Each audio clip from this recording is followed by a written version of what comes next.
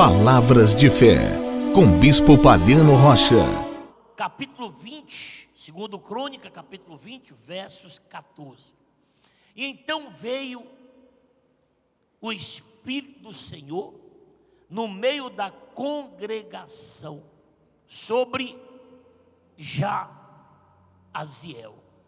filho de Zacarias, filho de Benaia, filho de Jeiel e filho de Matanias, levita dos filhos de Asaf.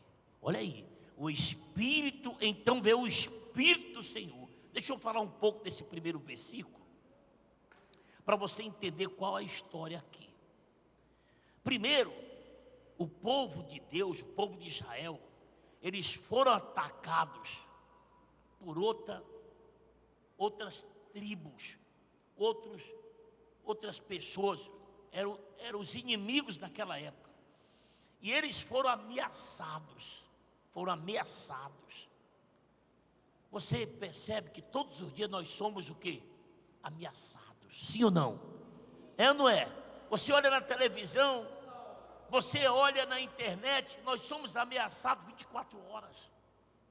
Um fala que vai fazer isso, outro fala que vai tirar emprego, outro fala que a doença vai matar, outro.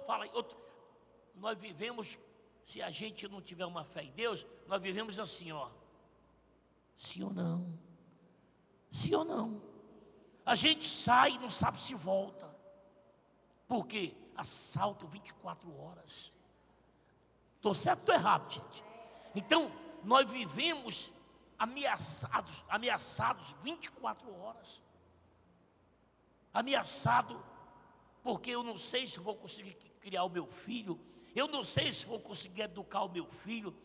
Quer dizer, e a cada dia as ameaças, elas crescem.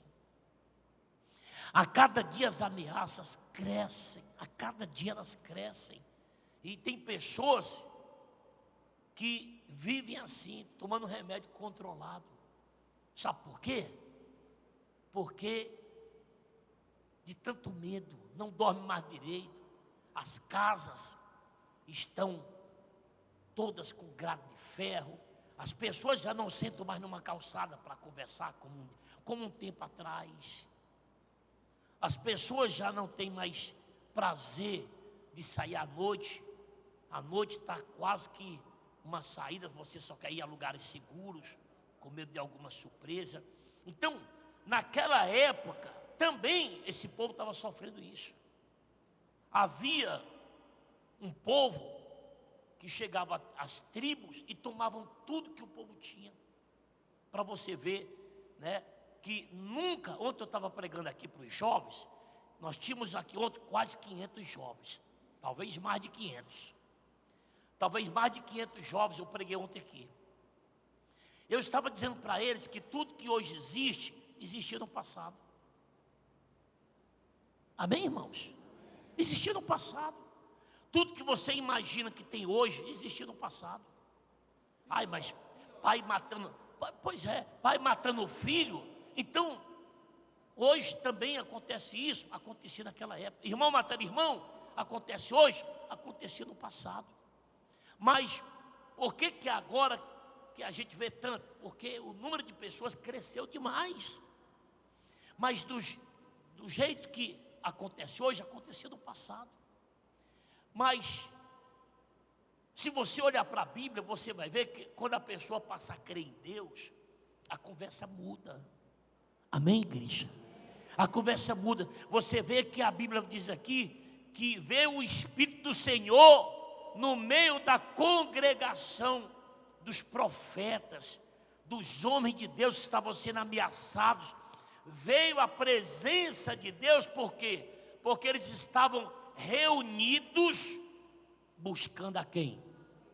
A Deus, que é a nossa segurança. Como diz Davi, Ele é a nossa segurança, é a nossa rocha, é o nosso escudo.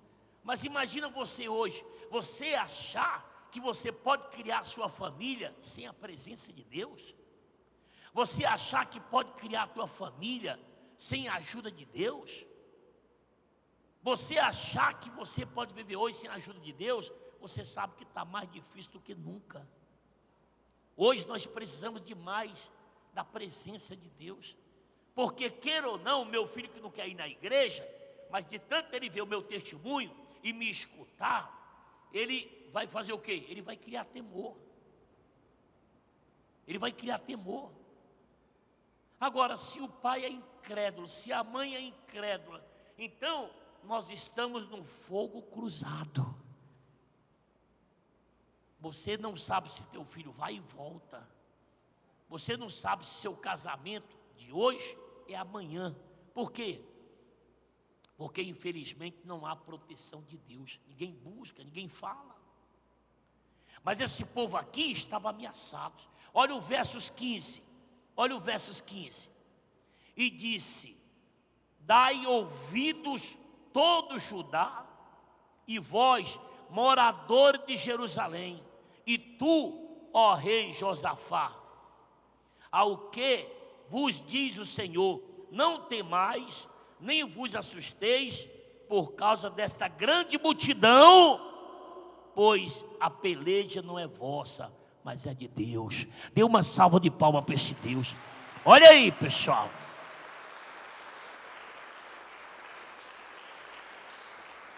Mas sabe por que veio essa palavra? Sabe por que veio essa palavra? Porque eles estavam na presença de quem?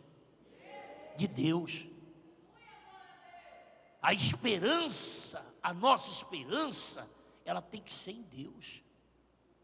Essa palavra só veio a Josafá, que era o rei da época, porque eles estavam na presença de Deus.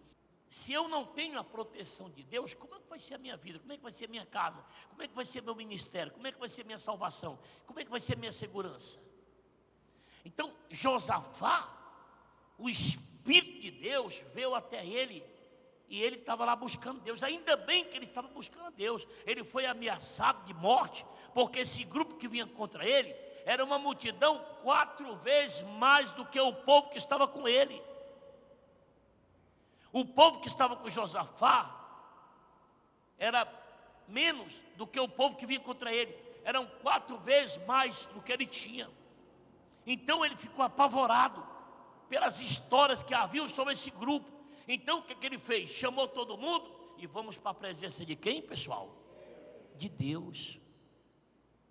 Vamos para a presença de Deus.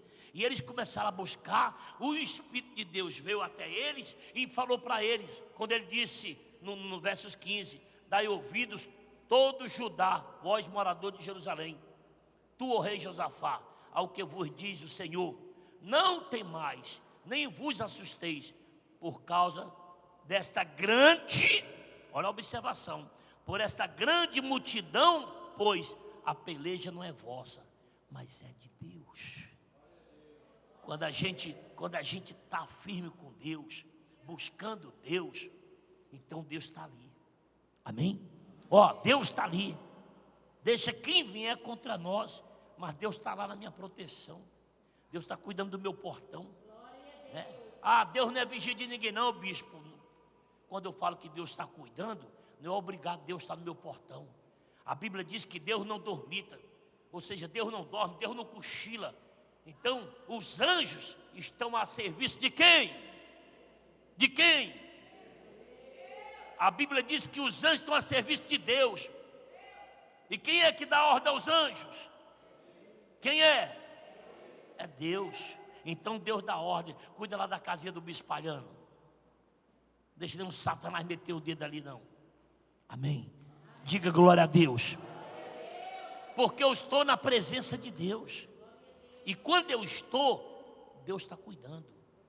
Por isso que nós não podemos nos afastar. Nós precisamos nos firmar. Aí ele fala aqui no versos, vamos para o versos 19. Verso 18, bota o verso 18 por favor. Verso 18. Vamos ver o que ele diz aqui. Que eu vou pulando aqui, o texto é grande. Então Josafá se prostrou com o rosto em terra. E todo Judá e os moradores de Jerusalém também se prostraram perante o Senhor e o adoraram. Diga glória a Deus. A Bíblia fala que depois dessa palavra, Josafá pegou o povo e disse: vamos nos prostrar diante daquele que está nos dando segurança. Amém, pessoal? Amém, pessoal? Porque às vezes nós nos prostramos diante de pessoas que não podem fazer nada por mim. Amém, igreja?